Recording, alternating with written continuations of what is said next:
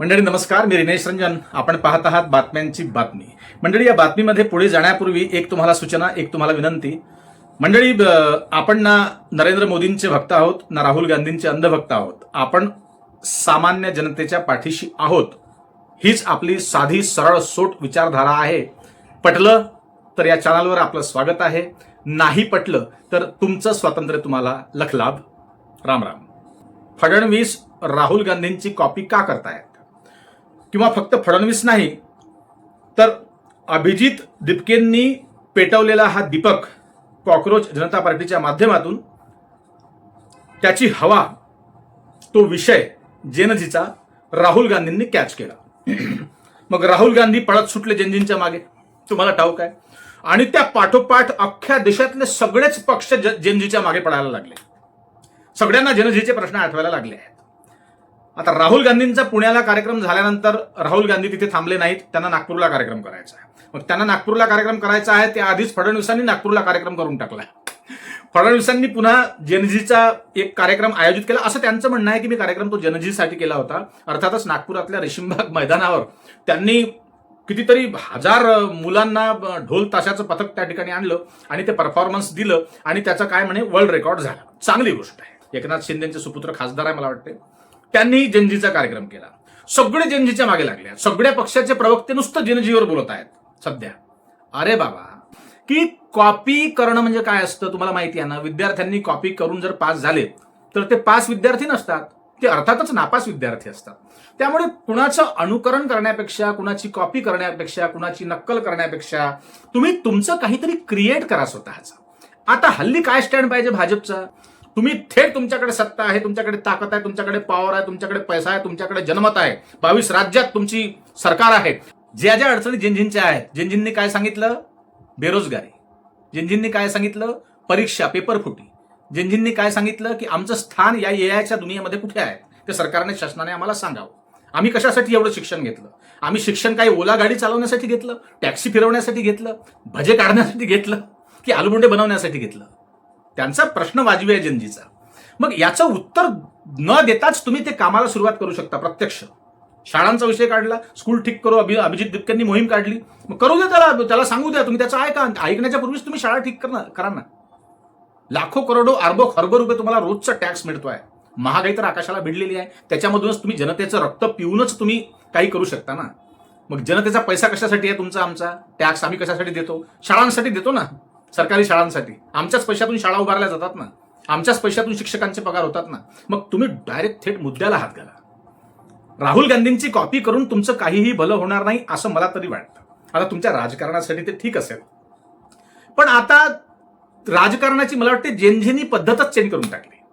तुम्ही त्यावर काम करा. तुम्हाला जर जनमत जिंकायचं असेल तर. तुम्ही म्हणता ना की 29 मध्ये आम्ही पुढचे 50 वर्ष आम्ही जाणार नाही. त्यांचे भक्त, अंधभक्त जे काय तुम्ही म्हणत असाल ते म्हणतात की हमारे मोदीजी हमको चाहिए, तो चालेल ना. आम्हाला काय बाबा पंतप्रधान पाहिजे देश चालवायला? कुठलाही नेता चालतो आम्हाला. म्हणजे आम्हाला अर्थातच मी ज्या पद्धतीने तुम्हाला बोललो की सामान्य जनता, ना लेफ्ट ना राईट, सामान्य जनता, शेतकरी, कष्टकरी, विद्यार्थी, नोकरदार, महिला सुरक्षा, महिला मुक्ती, याच्यासाठी तुमच्याकडे काय प्लान आहे तो प्लान डायरेक्ट ऍक्शन घ्या. पण तुम्ही त्या राहुल गांधींची कॉपी करताय, तुम्ही त्या राहुल गांधींची टिंगल करताय, तुम्ही त्या अभिजित दिपकेंना धमक्या देताय, तुम्ही त्या कोण तो आशुतोष रांका, तो कॉक्रोच जनता पार्टीचा, त्याला तुम्ही धमक्या देताय. तुम्ही सोनम वांगचुकची अशी तशी करून टाकली. तुम्ही त्याचं सगळं जात धर्म काढला, तुम्ही त्याची जात शोधली गुगलवरती. तुम्ही त्या अभिजित दिपकेंची जात शोधायच्या मागे लागले आहे. तुम्ही मध्येच वंदे मातरमचा मुद्दा घुसवला. काय गरज आहे त्या वंदे मातरमच्या मुद्द्याची? वंदे मातरमचा मुद्दा हा जगण्या मरण्याचा प्रश्न आहे का? नाही. मग तुम्ही त्यांची कॉपी करतायत तर मग का आता जेनजी सोबत संवाद केला अशा बातम्या आल्या नागपुरात फडणवीसांनी, मुख्यमंत्र्यांनी. काय संवाद झाला तो तुम्ही व्हिडिओ पाहिला असेल. ढोल ताशा वाजवून विश्वविक्रम केला, याने महागाईचा प्रश्न सुटला, याने परीक्षा ठीक झाल्या, याने नीट पेपर फुटीचा उत्तर मिळालं. आता काय तर भाजपचे सगळे जिकडे तिकडे कार्यक्रम सुरू आहेत. राहुल गांधींनी कार्यक्रम केला, तोही प्रिसेट कार्यक्रम होता. ज्या मुलींनी प्रश्न विचारले ते काही जनतेतून आलेल्या मुली नव्हत्या, त्या ठरवलेल्या मुली होत्या. आणि ठीक आहे ना, हरकत नाही, तिथपर्यंत ठीक आहे. राहुल गांधींपर्यंत त्यांनी अभिजित दिपकेंची कॉपी केली, हे याच्यामध्ये दुमत नाही. पण तुम्ही परत तिसरा तुम्ही 3 नंबरवरती तुम्ही कॉपी ती नका करू, तुम्ही कॉपी नका करू. त्यांनी जे मुद्दे आणले रस्त्यावरती त्या मुद्द्यांवर थेट काम करा, थेट. आणि 3 महिन्यात किमान 50 शाळा सुधारून दाखवा. त्याचे व्हिडिओ फोटो अपलोड करा. आम आदमी पार्टीने जसं दिल्लीत काम केलं होतं तसं. दवाखाने शाबूत करा. सरकारी हॉस्पिटल्स जे काही असेल त्यांना टाळ्यावर आणा. फोटो घ्या, व्हिडिओ घ्या, लोकांमध्ये पसरवा. आपोआप प्रचार झाला तुमचा. पण तुम्हाला ते न करता तुम्हाला दिशाभूल करायची असेल, तुम्ही जर असं म्हणत असाल की अराजकता पसरवण्यासाठी जेनजीचा हा वापर केला जातो आहे, वापर कारण ते बुद्धू नाहीत, ते शिकले सवरलेले लेकरं आहेत, मुलं आहेत. तुम्ही भरकटवू नका मुद्द्याला भरकटवण्याचा काळ गेला, संपला तो आता. ते राजकारणाची दिशा, दशा आणि पद्धतच जेनजीने बदलवून टाकली आहे. पुढचा कुठलाही पक्ष, राजकीय पक्ष होईल तर त्यांनी आता सावधान राहायला पाहिजे. त्यांनी आरशात आपलं थोबाड पाहून जनतेमध्ये जायला पाहिजे. ती जनता राहिलेली नाही. ज्या लोकांना तुम्ही आपले मतदार समजतात, सगळ्याच पक्षांना मी सांगतो आहोत, ते तुमचे मतदार आता का नाहीत त्याचं कारण सांगतो तुम्हाला. त्याचं कारण आहे जेनजी. जेनजी कुठून आली? जेनजी काय चीनमधून आली का? जेनजी काय जपानहून आली का? जेनजी काय म्यानमारहून आली का? कुठल्या जर्मनीमधून जेनजी आली का? अरे जेनजी तुमच्या मतदारांचे लेकरं आहेत. जेनजी म्हणजे तुम्हाला ज्यांनी मतदान केलं, भाजपला असो, काँग्रेसला असो, शिवसेनेला असो, राष्ट्रवादीला असो, कुठल्या कम्युनिस्ट पक्षाला, कुठल्याही पक्षाला असो, आरपीआयला असो, ज्यांनी तुम्हाला मतदान केलं, गेल्या ज्या निवडणुका संपल्या त्या मतदारांचेच लेकरं म्हणजे जेनजी, अर्थातच. मग लेकरू एखादं, मला सांगा, वयात लेकरू आलं, वयात मुलगा शिक्षणाचा झाला किंवा लग्नाच्या वयाचा झाला तर सगळा व्यवहार बाप आपला लेकराजवळ देत असतो. मग लेकरू डिसिजन घेत असतं. कुणाला वोटिंग करायचं, कुणाला नाही करायचं, कोणी बाबा आपलं चांगलं केलं, कोणी आई आपलं चांगलं केलं. माझ्या शिक्षणाची अवस्था तुम्ही पाहताय कशी आहे. तर मी दिवस रात्र डोळे फोडून अभ्यास करतो, पण मला अजून नोकरी नाही, तरी तुम्ही याला मतदान करता. असं म्हणून जेनजी त्या घरातले मतं पलटवणार नाही. किती साधी सोपी सरळ गोष्ट आहे, एकदम सरळ. आपण सरळ बोलतो बिलकुल. ना काँग्रेसचे भक्त आहोत, ना आपण कोणत्या बीजेपीचे अंध भक्त आहोत, ना आपल्याला कोणाला ठाकरे साहेबांना मागायचा आहे, ना कुठल्या आम्हाला शरद पवारांचा आम्हाला आशीर्वाद हवा आहे.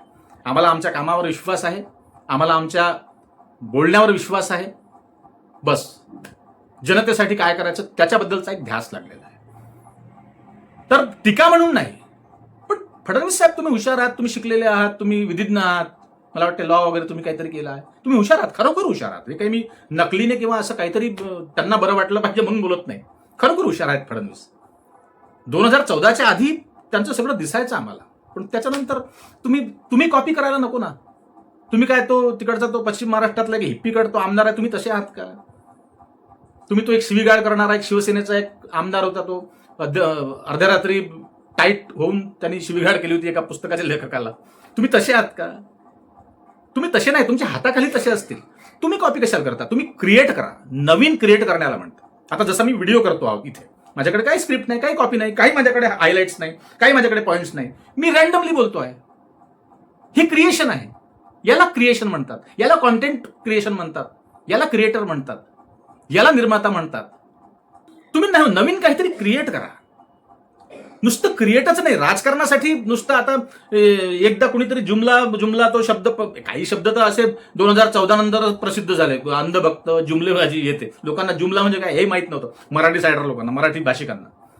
आता म्हटलं की मोदी जी ने ये कहा था भाषण में, तो अमित शाह जी आपका क्या कहना है? तो अमित शाह ने म्हटलं तो व्हिडिओ आजही सोशल मीडियावर उपलब्ध आहे की वो तो जुमले होते, वो तो फेकने के लिए, वो तो ऐसे ही बोलना पड़ता है. आश्वासनांचे दिवस गेले. आश्वासन नाही. लोक, तुम्हाला सांगतो, माझा व्हिडिओ तुम्ही माझे आता गेल्या एका आठवडाभरातले व्हिडिओ तुम्ही पहा निरखून माझ्या चॅनलवरच. मी तुम्हाला दाव्याने सांगतोय, तुम्ही लिहून घ्या. तुमच्याकडे कागद पेन असेल किंवा मोबाईल फोन असेल तुम्ही टाईप करून घ्या हे शब्द. जेनजीने राजकारणाची दशा, दिशा, पद्धत, प्रोसेस पूर्ण चेंज करून टाकलेली आहे. आता भाषणात कुठला नेता, कुठल्याही पक्षाचा असो, त्या नेत्याने जर भाषणात आश्वासन दिलं निवडणुकीच्या आधी, तर 50 लोक त्या स्टेजवरती तुमच्या सुरक्षेला न जुमानता चढतील आणि तुमची सही घेतील. हे लक्षात घ्या. लोकांचा विश्वास उडाला आहे. फक्त भाजपाची गोष्ट करत नाही, काँग्रेस सोबतही हेच घडलं होतं. लोक त्रासले होते, म्हणून तर लोकांनी बहुमत दिलं मोदीजींना. लोकांकडे ऑप्शन नव्हतं, पर्याय नव्हता मोदीजींशिवाय, भाजपशिवाय. पण काँग्रेसने काय केलं होतं? काँग्रेसने काय खूप केलं ना. त्या पहिल्या फळीच्या नेत्यांनी सगळं केलं होतं सुरळीत.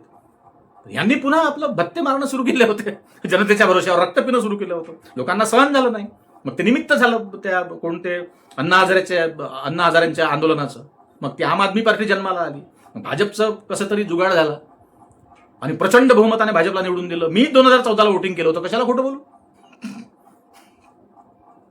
चुकलो. असे अनेक लोक चुकले आणि म्हणूनच तर तुम्हाला निवडून दिलं लोकांनी. तुम्ही तेच करता. तुम्ही काहीतरी वेगळं करा. 12 वर्षात मोदीजी वेगळं काहीतरी करू शकले असते, नाव अजरामर झालं असतं. लोकांचे पुतळे लागतात, पुतळे स्वतः कोणी लावत नसतात. अलीकडे तो ट्रेंड आला आहे. जिवंतपणी कोणी मंदिर बांधणार आहे म्हणते त्या नरेंद्र मोदींचं 200 करोड रुपये खर्च करून. एक किन्नर तो कोणी काय राजन सिंग म्हणून त्याचं नाव आहे, मोदींचा फोटो तयार केला. मी तुम्हाला लावतो, दाखवतो, बघा काय नौटंकी, काय नाटकबाजी आहे. हा, तो म्हणते ओम नरेंद्र मोदी नमा, ओम नरेंद्र मोदी नमा. 3दा म्हणा, 3 दिवस जाप करा, तुमचं कल्याण होईल, तुम्हाला चमत्कार घडेल. कुठल्या विश्वात चाललो आहे आपण? कुठल्या सालात चाललो आहोत आपण? इतका पुढे गेलेला देश, विश्वात ज्या देशाचं नाव आहे, विश्वात ज्या देशाच्या संविधानाचा आदर होतो, विश्वात ज्या डॉक्टर बाबासाहेब आंबेडकरांचं नाव आहे, अख्ख्या जगात मोहनदास करमचंद गांधींचं नाव आहे, असा हा देश. या देशाला कुठे नेता आहात तुम्ही? धूप बत्त्या कापूर, अंगारे दुपारे गंडे दोरे, काय सुरू आहे? तुम्हाला वाटलं लोकांना कळलं सगळं, जेनजीला सगळं कळलं. म्हणून म्हणतो की तुम्ही भाजपचे नेते सगळे सुटले आहेत कॉपी करत राहुल गांधींची. टीका आणि कॉपी, टीका आणि कॉपी. त्यांची टीका करतायत त्यांच्या कार्यक्रमाची आणि त्यांच्याच कार्यक्रमाची कॉपी करतायत. तर यात काही अर्थ आहे का? नवीन काहीतरी क्रिएट करा. ते कोणतं ते नवनाथ बनते, कोणाचं ते काय प्रवक्ता आहे, ते नुसतं सकाळी दिवस निघाले की प्रवक्ते कशासाठी असतात? जनतेचे प्रश्न तुम्हाला डिबेट्समध्ये मांडायचे असतात ना. ते प्रश्न न मांडता नुसती तू माय त्या टीव्हीच्या डिबेट्सवरती नुसती याची उतरवा त्याची उतरवा. ते कोणते ते चित्राताई वाघ रोज व्हिडिओ बनवतात, दररोज. अरे मला हा काळजी पडते, मला काय तुम्हाला काळजी पडत असेल? हे काम केव्हा करतात? व्हिडिओ करता तुम्ही, त्या व्हिडिओमध्ये काय कामाचं काहीच नसतं, नुसतं चिकोऱ्या, छपरीगिरी, नुसतं याला बोल त्याला बोल. तो कोणता रडत राऊत म्हणतात संजय राऊतांना, कोणाला काही म्हणतात, त्या ठाकरेंना घरघुसे म्हणतात. अबे हे सगळे नावं ठेवण्यापेक्षा कामं करा. काम, लोकांना काम पाहिजे. काम चिडलेले आहेत सगळे पागल झालेले आहेत. आणि हे सगळे पक्ष विसरले होते की सोशल मीडियाचा काळ आहे. तुम्ही हे ठासून लक्षात ठेवा. त्यांना फक्त सोशल मीडिया, त्यांना काय वाटतं की आपण एखादी रील केली एखाद्याला टीका करण्यासाठी, तर आपली रीलच सगळे लोक पाहत आहेत. म्हणजे तुझी एकट्याचीच रील आहे पूर्ण देशात, बाकी लोक रील बनवत नाही. बाकी लोक चॅनलवरती, न्यूज चॅनलवरून अनेक पत्रकारांना काढलं, मग त्यांनी युट्यूब चॅनल सुरू केले. लोकांच्या हातात फोन आहे, लोकांच्या हातात मिनिटाची बातमी आहे देशातली, राज्यातली. त्यांचं काय भलं होते आहे, लोक ते पाहत आहेत. लोकांना टॅक्स कळायला लागला. पूर्वी टॅक्स कळायचा नाही लोकांना, की आपण स्वतः टॅक्स देतो, आपल्या भरवशावर सरकार चालते, आपल्याच टॅक्समधून आपण ज्या वस्तू खरेदी करतो, त्याच जीएसटी मधून, त्याच टॅक्समधून आमदाराचा पगार होतो, खासदाराचा पगार होतो, पंतप्रधानाचा पगार होतो. या देशातली नोकरशाही, सामान्य जनता, अर्थातच सगळ्या जनतेच्या टॅक्सच्या उरावर भरवशावर चालते. हे लोकांना आता कळायला लागलाय, जे पूर्वी कळायचं नाही. आम्ही लहान असताना आम्हाला टॅक्स वगैरे आपल्याला द्यावा लागतो वगैरे, त्या टॅक्सचा अर्थ कळायचा नाही. एकदा असंच सहज रॅन्डमली आमच्या आजोबांनी मला म्हटलं होतं की अरे त्या शेतसारा भरला का, ते काय वायदा म्हणतात शेताचा, ते भरला का? ते नियमित भरायचं. ग्रामपंचायतचा टॅक्स आपण नियमित भरायचा, आपण ते चुकवायचं नाही. कारण की आपल्या भरोश्यावरती गावाचं मेंटेनन्स असतं त्या पैशावरती, त्यामुळे ते चुकवायचं नाही, तारीख चुकू द्यायची नाही. माझ्या ध्यानात राहिलं लहानपणापासून ती गोष्ट, आजही माझ्या ती ध्यानात आहे. मी माझ्या ग्रामपंचायतचा टॅक्स, माझा शेतसारा नियमित भरत असतो. बाकीचं मी करो न करो बाकी काय. पण असं अवेअरनेस नव्हतं. लोकांना कळता येतं की आपल्या भरोश्यावर देश सुरू आहे, म्हणून तर लोक बिनधास्त बोलतायत. आता पत्रकाराची वाट पाहावी लागत नाही लोकांना, की एखादा कुठे काही कांड झाला, कुठे काही घटना घडली, तर पत्रकारांना फोन लावायचा. जसा सर्पमित्राला लावतात साप निघाल्यावर, तसा पत्रकारांना फोन लावावा लागायचा. मग पत्रकार तो यायचा आणि मग ते शूट करायचा, ते दाखवायचा किंवा लिहायचा बातमी. आता ते राहिलं नाही. प्रत्येकाच्या आधी फोन आहे, डायरेक्ट कॅमेरा ऑन करून डायरेक्ट बोलणं सुरू करतात लोक, डायरेक्ट शूट करतात कुठली घटना आणि दाखवतात. सोशल मीडियावर क्षणात व्हायरल होते. कुठलं आज तक नाही, कुठलं एबीपी नाही, कुठलं न्यूज 24 नाही, कुठलं काहीच नाही. त्याच्या आधी बातमी येऊन जाते. कित्येक न्यूज चॅनल्स लोकांच्या फोनवरून आलेल्या क्लिप्स चालवतात. हा जमाना पुढे गेलेला आहे. तुम्ही कुठल्या जमान्यात जगतायत? राहुल गांधींची कॉपी करून काही उपयोग नाही. राहुल गांधींचं काम करू द्या, ते सत्तेत येईल न येईल ते देव जाणे. पण तुम्हाला जर सत्तेत राहायचं आहे, किंवा तुम्हाला सत्तेतच नाही, तुम्हाला सुरक्षित राहायचं आहे, तर तुम्ही जेनझीच्या नादाला लागू नका किंवा जेनझीच्या कार्यक्रमाची कॉपी करू नका. तुम्ही थेट त्यांच्या बेरोजगारीचा मुद्दा हाती घ्या. तात्काळ सुरू करा तुमच्या त्या बातम्याच नाही, तुमचे कार्यक्रम सुरू करा, तुमच्या भेटी सुरू करा. शाळांना शिक्षकांच्या भेटी घ्या, शिक्षकांची मिटिंग घ्या. शिक्षण अधिकारी जेवढे असतील राज्यामध्ये त्यांची मिटिंग घ्या ताबडतोब, त्यांना विचारा काय अडचणी आहे, ठरवा. जाईल 10-20 हजार करोड. एवढं सगळं लाडकी बहीण चालवतात, एवढे सगळे PM किसानचे पैसे लोकांना वाटतात, इतक्या सगळ्या निराधारांना पैसे वाटतात, आमच्या कलाकारांनाही काही लोकांना मानधन सुरू झाले, हे सगळे तुम्ही पैसे वाटतात, त्यातले अर्धे पैसे तर फुकटाचे लोक घेतात. बसमध्ये 60 वर्षाच्या वरती जर फ्री तिकीट असेल तर अनेकांनी 50चं वय 60 करून घेतलेलं आहे. ही चौकशी नाही तुमची. तुम्हाला चौकशी कोणती? राहुल गांधींनी कुठून फंड आणला, कुठून पैसे आणले, अभिजित दिपके की चौकशी करो, इंक्वायरी करो, उसने कहां से पैसा लाया. ते काय चाललं आहे? तुम्ही सगळ्या लोकांची भादराल तुम्ही, तुमची कोण भादरेल मग? म्हणजे सत्ता आपल्याकडे आहे, आपल्याकडे पॉवर आहे, पैसा आहे, याचा अर्थ असा नाही की तुम्ही जे म्हणाल ते होईल. ते नाही होणार आहे देशात, तुम्ही कितीही प्रयत्न करा. एक कुठला तरी तो बावळट म्हणाला, त्याचं नाव आता मला आठवत नाही, आता सहज माझ्या डोक्यात आलं तुम्हाला सांगतो. या महाराष्ट्राचे मालक आम्ही आहोत असं म्हटलं भाजपचा एक आमदार की कोणी, काय त्याचं नाव मला आठवलं तर तुम्हाला स्क्रीनवर त्याचा फोटोही लावतो मी. देवेंद्र फडणवीस या महाराष्ट्राचे मालक आहेत.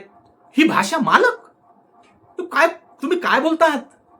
आणि फडणवीस साहेबांनी यांनाही दम द्यायला पाहिजे की थोडं तोलून आपण बोला. त्या राण्यांच्या लेकराबद्दल मी अनेकदा बोलतो, तो आता नवनाथ बन नवीन नवा तयार झाला आहे. त्या चित्रावाग तर नुसत्या सुसाट त्या रीलच्याच मागे लागलेल्या आहेत. पण त्यांच्या कमेंट्समध्ये इतकं ट्रोलिंग असतं त्यांना इच्छा कशी होते? अरे आम्हाला एखादी जर आडवी कमेंट आली आमच्या चॅनलवर तर आम्ही त्याच्यावरती चिंतन करतो की आपला व्हिडिओ पुन्हा तपासून पाहतो की आपलं काही चुकलं आहे का. चुकलं नसेल तर म्हणतो जाऊ द्या, भक्त असेल, अंधभक्त असेल, किंवा त्याचं स्वातंत्र्य आहे, त्याने जे लिहिलं ते. 1-2 कमेंट आमच्या चॅनलमध्ये असतात. तुम्ही माझ्या चॅनलवरती सगळे व्हिडिओ चेक करा. रॅन्डमली दाव्यानं सांगतोय तुम्हाला. 1-2 कमेंट्स दिसतील तुम्हाला. अरे त्या चित्राताई वाघच्या चॅनलवरती तर बाबा तुम्ही कमेंट 99.99% लोक नुसते शिव्या घालतायत, काय बोलतायत. काही कमेंट्स तर वाचून लाज वाटते. का स्त्रीला तुम्ही असं काय बोलताय, का बरं बोलतात? पण त्यांना आत्मचिंतनच नाही काही. अरे पहिले आपला चेहरा तर आरशात, तुम्हाला काय बोलतायत लोक? थोडी शैली चेंज करा बोलण्याची, थोडं सर्वसमावेशक बोला, जनतेकडून बोला, तुमच्याच भल्याचं मी बोलतोय. आता कॉपी करू नका. कॉपी जेनझी सगळे जेनझीच्या मागे लागले, धोट्यात गेले तर बाकीचे सगळे विषय देशातले. जेनझीने खरोखर बघा 20 जुलै तारीख ही ऐतिहासिक ठरलेली आहे. लाठी दंडे तुम्ही त्यांच्यावर बरसवले नसते, प्रेमाने घेतलं असतं तर तुमचं व्यवस्थित कार्यक्रम राहिला असता. रावजी, तुमचा कार्यक्रम खराब बिघडला ना, तो तुम्ही जो लाठीमार केला तुम्हाला खूप सोपं वाटलं होतं. शेतकऱ्यांवरती केला, शेतकरी म्हातारे होते. आता तरुणांची गाठ पडली आहे ना, तुम्ही 1 द्याल तर ते 2 देईल, लक्षात घ्या. त्यामुळे फडणवीस साहेबांचे मला ना देवाभाऊंचं एवढे कुशाग्र खरोखर मी त्यांचं खरोखर कौतुक करतो. म्हणजे मी त्यांचं 2014च्या आधी जेव्हा मी त्यांच्या डिबेट्स बघायचो ना टीव्हीवरती, खरोखर मला कौतुक वाटायचं. कारण मी एक पेशाने बेसिकली शेतकरी लोक आहोत आम्ही. आम्हाला शेतकऱ्यांबद्दल बोलायचे आणि हे पुरावे घेऊन बोलायचे. एकदम असं वाटायचं की हे सगळे बावळट आहे आणि एकटे शिकलेले आहे, खरोखर असं वाटायचं. पण आता तुम्ही त्यांची कॉपी करताय. जेनजी ते काय ढोल ताशाचं पथक तुम्ही नागपुरात आणलं. आता पुन्हा काय कार्यक्रम, आता पुन्हा राहुल गांधी नागपुरात येणार आहे म्हणतात, उद्या नेहा बोरा नागपुरात येणार आहे. जेनजी पडत सुटली आहे, आता ती मानणार नाही कुणाच्या बापाला. तुम्ही त्यांच्या मुद्द्यावर हात घाला. बेरोजगारीचा प्रश्न घ्या, परीक्षाचा प्रश्न घ्या, नीट पेपर फुटीचं काय झालं त्याच्या अपडेट्स द्या. असं मंडळी तुम्हाला काय वाटतं? व्हिडिओ जरा जास्त लांब होईल, आयुष्यात बोलण्यात तो होऊन जातो लांब, तर माफ करा. आणि मंडळी चॅनलवर नवीन असाल तर सबस्क्राईब करा. तुमचा आधार, तुमचं सहकार्य, तुमचं पाठबळ अतिशय आवश्यक आहे. मंडळी वाटलं, इच्छा झाली तर जॉईन बटन दाबून सहकार्य करा चॅनलला आणि जास्तीत जास्त लोकांपर्यंत हा व्हिडिओ पाठवा आणि भरभरून लाईक ठोका. आणि हो, रिनेश रंजन मराठी हे पेज आहे आमचं, फेसबुक पेज, तिकडे आमचा व्हिडिओ हा बघत असाल तर फॉलो नक्की करा. थोडं आमच्याकडे लक्ष द्या. नमस्कार, जय हिंद, जय महाराष्ट्र.